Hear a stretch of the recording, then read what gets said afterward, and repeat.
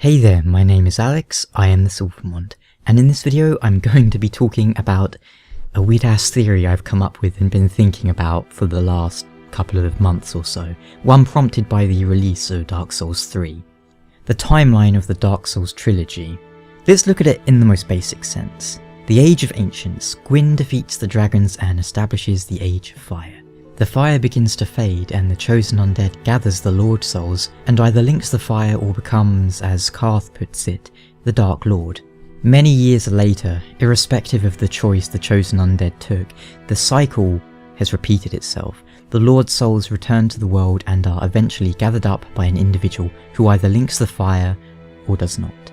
As of the time of Dark Souls 2, this was Vendrick. He became the latest Dark Lord, the King of Humans, and attempted to find a way to break the undead curse. Then we have Dark Souls 3, and at this point, Lothric has refused to link the fire, and some force senses that the linking of fire is threatened and reawakens individuals who have previously linked the fire, now dubbed Lords of Cinder. Yet they too shirk their duties, and so it is the unkindled ash are brought in. Consider this quote: "It is called Lothric, where the transitory lands of the Lords of Cinder converge." Throughout Dark Souls 3 and in the Ring City DLC in particular, it is explained to us that the world is effectively being drawn together. A simple way of looking at this might be to simply describe it as a reverse Big Bang. Instead of expanding, the universe of Dark Souls is contracting. I believe this is, from a story sense, why so many objects, areas, and characters from the first game make an appearance in the third. And this is where my theory comes into play. Remember, this is a theory purely born from my imagination and by no means accurate. Throughout the series, in the second and third game in particular, the cyclical nature of Dark Souls has been touched on time and again. I have noticed that repeating cycles are a very popular subject in many Japanese stories to boot, and this could well stem from some religious standpoint in Shintoism and so forth. But my theory is that the timeline of Dark Souls is not actually a line, but a circle. Think of it as a clock. The 12 hand represents Dark Souls 1, 6 o'clock represents Dark Souls 2, and Dark Souls 3 is around 10-11 o'clock, the 11th hour before the day resets. That would put Dark Souls 2 at the point in the timeline furthest away from the first game, explaining why nobody seems to know the name Lordran. There is no Astora, no Karim. We have new kingdoms entirely. Now consider these quotes, the first of which is by Miyazaki. "If we're going to announce this as a sequel to Dark Souls, then I think there's certainly a core that we need to protect. I'm talking about how we think about the difficulty level and how you achieve things in-game, about the concepts behind the mechanics and level design. Outside of that core though, I think it's better to leave things to the discretion of the director. There's a lot around that core that we need to fix or adjust besides, and individual touches always tend to come out in the world setting and artwork, so I'm not meddling in that very much." That one isn't entirely relevant here, but I wanted to include it for context. But this next quote is from the first director of Dark Souls 2, Shibuya. "The two settings are connected, yes, however I wouldn't say there's a direct connection as far as story is concerned.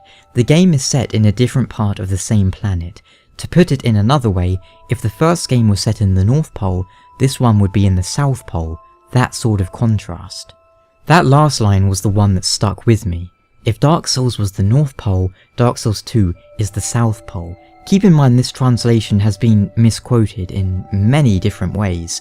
When he says different part of the same planet, I'm sure he doesn't literally mean South Pole and North Pole, but is simply using that as an idea to contrast the two.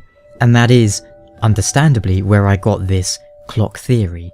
To my eyes, it makes sense. Dark Souls 2 is the central part of the trilogy, the part furthest from the first and last game. Some will argue that Dark Souls 2 is a branching path from the first game, that one ending leads to Dark Souls 2 and another ending to Dark Souls 3, or even that Dark Souls 2 takes place after Dark Souls 3. Personally, I do not think that the case, as Dark Souls 3 contains clear references to the second game. Vendrick's shield is in Dark Souls 3, the Earthen Peak is in Dark Souls 3, and so forth. The way I see it, Dark Souls 3 is near the end of the cycle. Being so close to the starting point means that many of the same characters, themes and locations begin to appear once again. In another sense, the first game centered around Anor Londo, the Kingdom of Gods. The second game took place in Drangleic, a human kingdom. There are countless contrasts such as these you might make. At the end of the day, this could be entirely wrong. It could just be a bad attempt at excusing the inconsistency between the games, for surely it makes no sense if Dark Souls 2 takes place, say, 1,000 years after Dark Souls, and everyone has forgotten Astora, but then it comes back in Dark Souls 3? And that's where I think this theory explains many of these inconsistencies away, with an explanation that is, in my opinion, slightly more compelling, or at least interesting to consider than, time is convoluted, my man. But what do you think? Are there any holes in this theory? Do you have a theory of your own concerning the timeline, or anything in general? Do share in the comments below. Oh, and keep in mind that until YouTube fixes their notification system, it might be more worth it to discuss it on Twitter, as at time of writing, comment chains are not working properly. I will receive the initial comment, but any subsequent replies or comments in the same chain I am not notified properly of.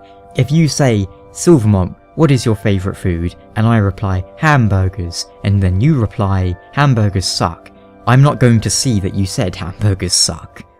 So it might be better off talking to me on Twitter at the Silvermont. Alternatively, supporting my channel on Patreon gets you access to a Discord channel, where you can discuss such things as hamburgers and Dark Souls lore with me and other like-minded individuals, without Twitter's irritating character limit to boot. Either way, I hope this video was interesting, and I'll catch you next time.